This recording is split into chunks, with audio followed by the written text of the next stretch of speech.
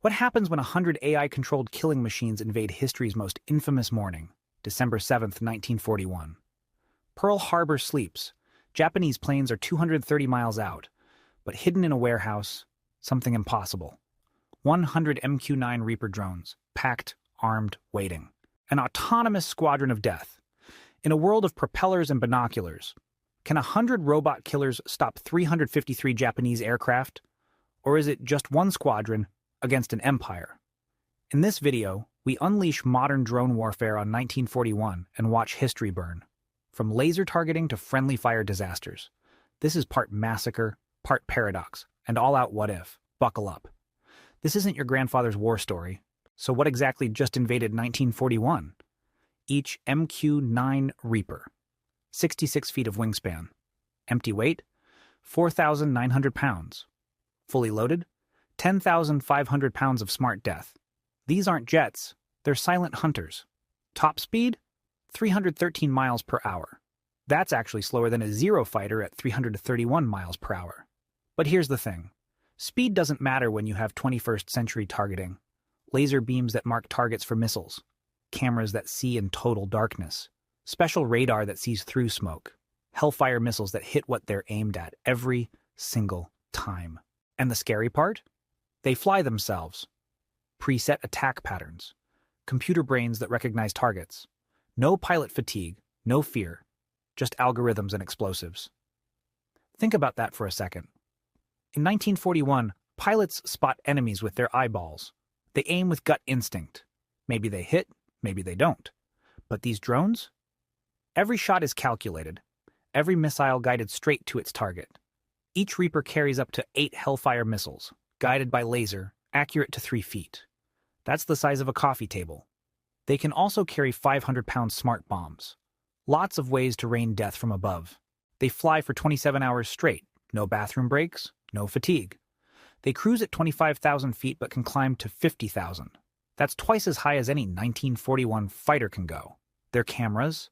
They can spot a person from 5 miles up, day or night, through clouds.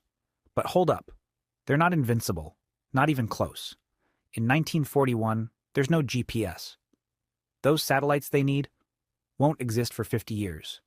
No satellite phones, no internet. Nobody who knows how to fly them.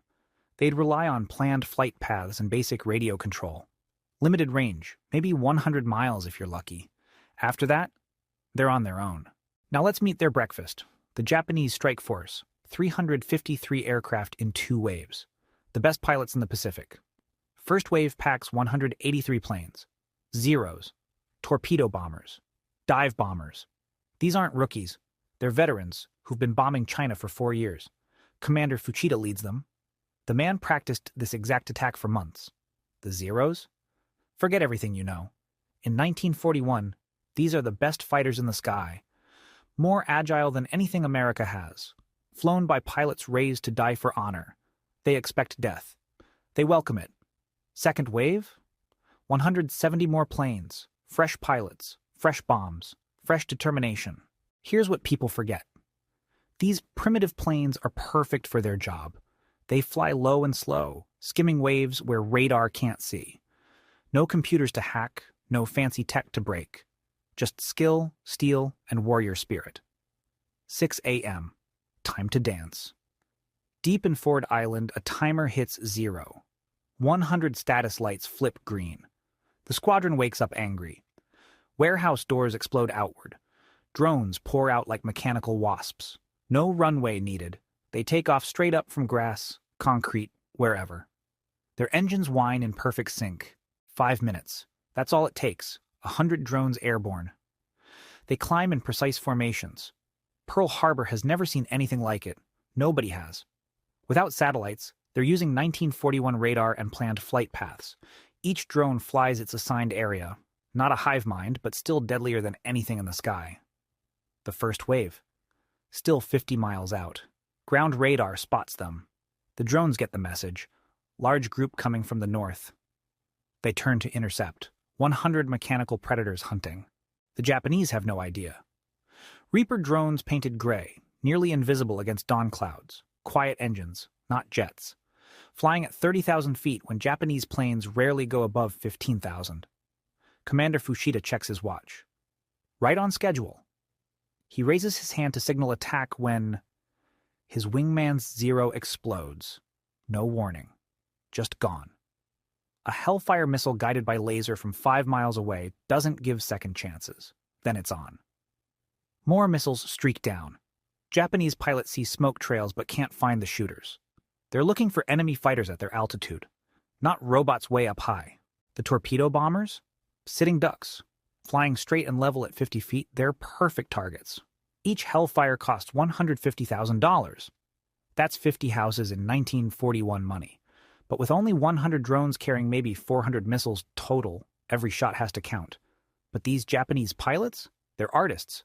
Lieutenant Ida takes a fuel tank hit. He's dying. So he points his Zero straight up, hunting the ghost that shot him, climbs until his engine quits, never even sees the drone that killed him. The drones work in pairs. One marks targets with laser, the other fires, clean. Efficient, ruthless, no radio chatter, just death from above. Then things get dark. Without modern systems to identify friendly planes, drones can't tell who's who. American P-40s scrambling from Wheeler Field, they look like enemy fighters to the computers. Lieutenant George Welch gets airborne. The real pilot who shot down 4 Japanese planes that day. But in our timeline, he flies into a missile's path, never sees it coming. History's hero becomes friendly fire. Second wave arrives to mechanical hell. Drones everywhere, circling like vultures. Burning planes falling like rain. Oil slicks spreading as aircraft crash into water. Some Japanese break through on pure courage. Lieutenant Commander Agusa leads his dive bombers straight down. Nearly vertical dives. Drones can't track targets dropping that steep. His bombs find the USS Pennsylvania in dry dock.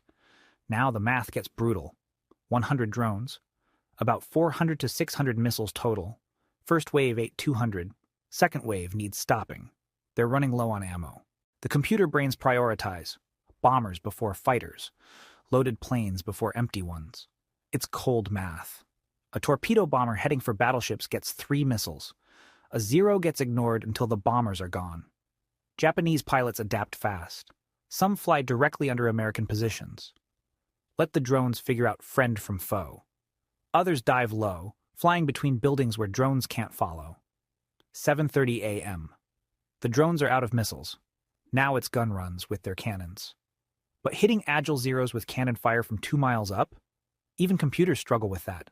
The battleships still take hits. 100 drones can't stop everything. Arizona's ammo storage still explodes. One bomb, right place, wrong time. Oklahoma takes torpedoes. Nevada runs aground trying to escape. History echoes, just quieter. But the count? Maybe 150 Japanese planes down instead of 29. The second wave loses half its strength. The third wave that Japan considered? Definitely canceled now. The drone problem? They need to land. A 110,000-pound aircraft can't just touch down anywhere. They circle Fort Island as fuel runs low. No modern landing systems, no drone pilots. Just confused sailors watching robots trying to land themselves. Most crash in fields. Some splash into the harbor. A few lucky ones belly land on runways, each worth $16 million in today's money. Each now scrap metal in 1941. So, do drones save Pearl Harbor? Define save. Japanese lose 150 aircraft and their best pilots. The attack fails strategically. But Americans still die, including from their own drones. Ships still burn, just less. But here's where history breaks. Every surviving Japanese pilot reports the same thing. America has robot planes. No pilot, no cockpit. Just machines that think and kill. That news hits Tokyo in hours, Berlin in days. Every scientist on Earth suddenly believes robot planes are possible in 1941, with technology from the Stone Age compared to what's needed. Germany shifts research to drone fighters. Japan tortures prisoners about thinking planes. Stalin threatens Roosevelt. Share the robot weapons or lose our alliance. The American military can't explain it. They find crashed drones with impossible technology, engines that shouldn't exist, computers smaller than rooms, materials stronger than any metal, circuit boards, microchips, technology that needs technology that needs technology. Some generals blame Nazi superscience. Others suspect Soviet experiments. The smart ones lock everything away and pray nobody asks questions. The war changes completely. Japan retreats, terrified of more drone swarms. But they also pour everything into pilotless planes. If America has them, Japan needs them too. Every crashed drone becomes treasure. MIT and Caltech try to copy what they can, which isn't much. It's like giving cavemen a smartphone. They see it works, but need 50 years to understand why. The 1940s get random technology jumps, better radar from drone parts, early computers from studying circuit boards, new materials that change aircraft design. The jet age arrives early.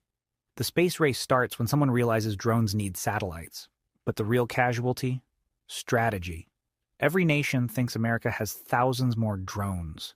Military planning worldwide shifts to counter weapons that don't exist. Resources pour into defending against robot swarms that aren't coming. Pearl Harbor taught that surprise attacks happen. The drone strike teaches that impossible attacks happen. The world becomes paranoid, racing toward technologies they can't build yet.